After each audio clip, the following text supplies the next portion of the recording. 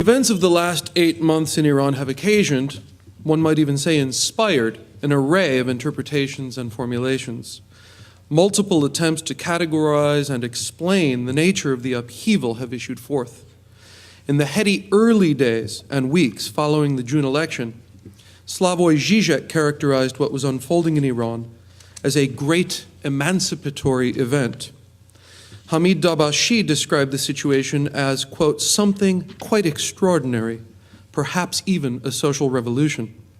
This is despite the fact that the argument for which Dabashi is best known is that the Green Wave is a civil rights movement, which, he adds, quote, does not mean that the Islamic Republic may not or should not fall, unquote.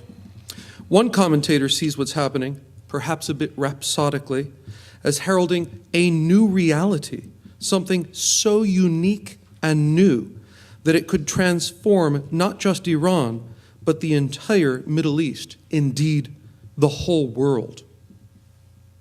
So is it reform or revolution? Is it perhaps some amalgam of the two, a gray area in between, as captured in Timothy Garton Ash's clever neologism, revolution? Are we witnessing the metamorphosis of what began as a program of reform into something else, something more radical and ambitious?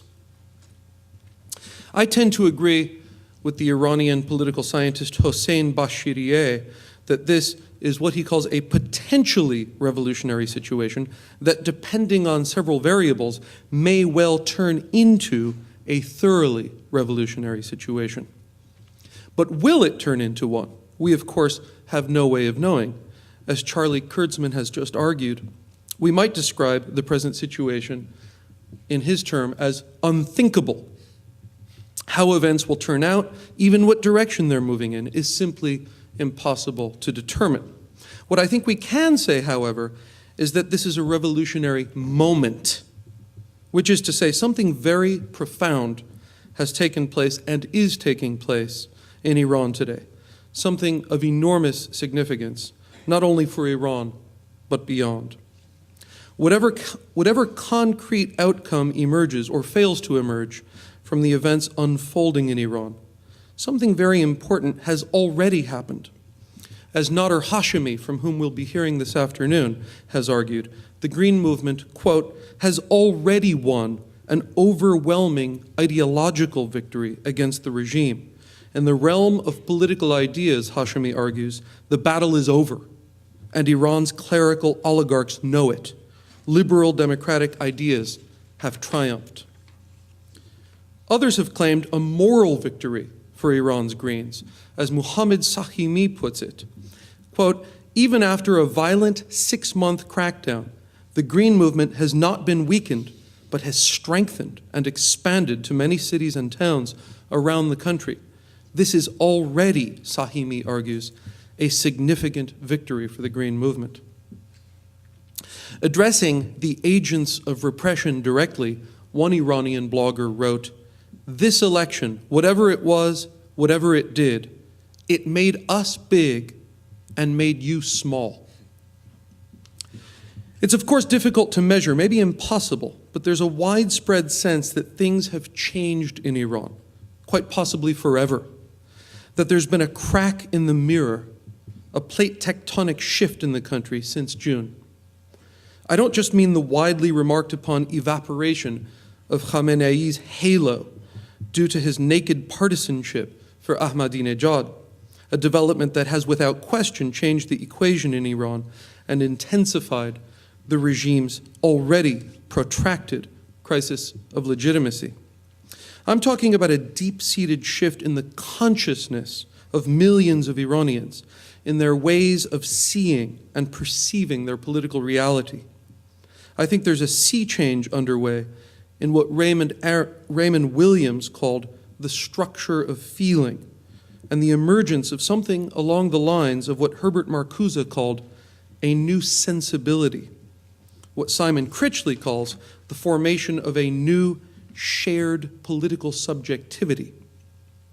Consider these reflections from a generally apolitical blogger, a young mother who writes under the name Lady Plume, after attending a protest rally with her child and mother.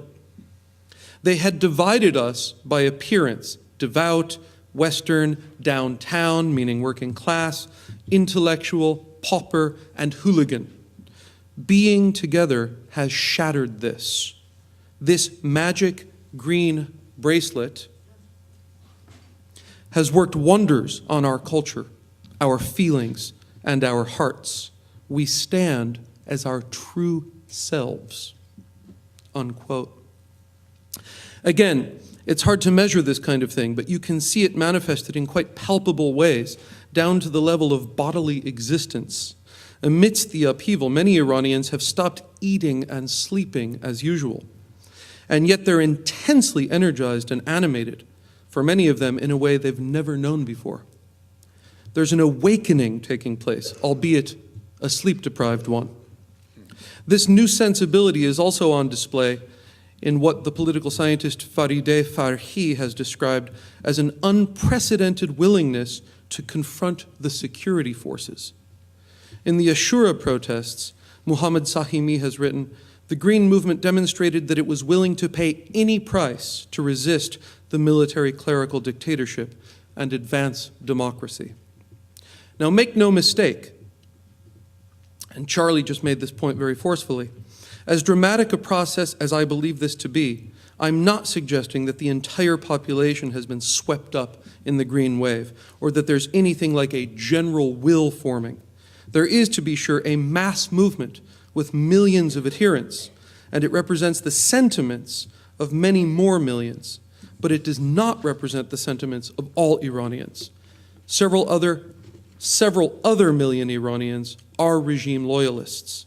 The figure that seems to make the rounds has hardcore regime support somewhere in the range of 18 to 20% of the population. Of course, as has been mentioned, it's impossible to determine. But a bitter pill, though it may be, to face this fact, it is nonetheless a fact.